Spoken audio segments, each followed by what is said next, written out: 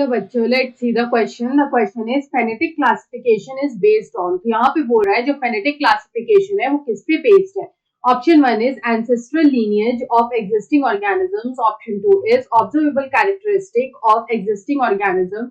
Option 3 is dendrograms based on DNA characteristics and option 4 is sexual characteristics. तो यहाँ पे अगर हम लोग देखें तो सबसे पहले लिखेंगे इस क्वेश्चन का की concept.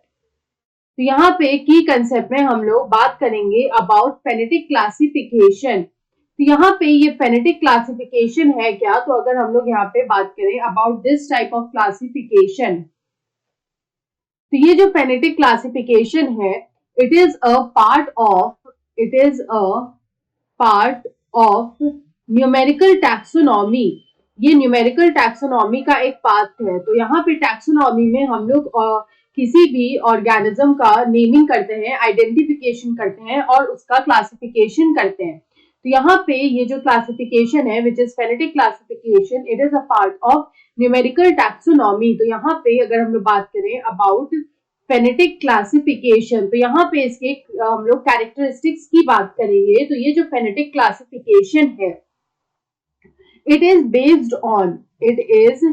based on measurable similarities and difference. तो यहाँ पे जो similarities और differences हम लोग देख सकते हैं which are measurable, उन पे ये based होता है. तो यहाँ पे हम लोग बोल सकते हैं that it is based on measurable similarities and differences. तो यहाँ पे ये जो क्लासिफिकेशन सिस्टम है इसके बारे में और क्या हम लोग देख सकते हैं. तो ये जो क्लासिफिकेशन सिस्टम था it was done on the basis of morphology या फिर हम लोग बोल सकते हैं observable characteristics. जो कैरेक्टर्स ऑब्जर्व कर सकते हैं which are observable characteristics, जिनको ऑब्जर्व किया जा सकता है, उन पे ये बेस था of the existing organisms, of an existing organism.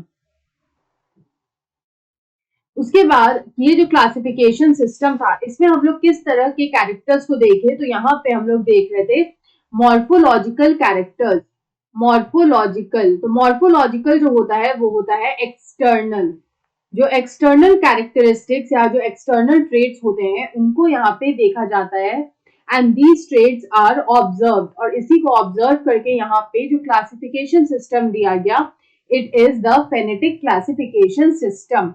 तो यहाँ पे अगर हम इस क्वेश्चन का करेक्ट आंसर देखें तो ऑप्शन 2 में दे रखा है observable characteristic of existing organism. So option 2 is the right answer. I hope you understood it well. Best of luck.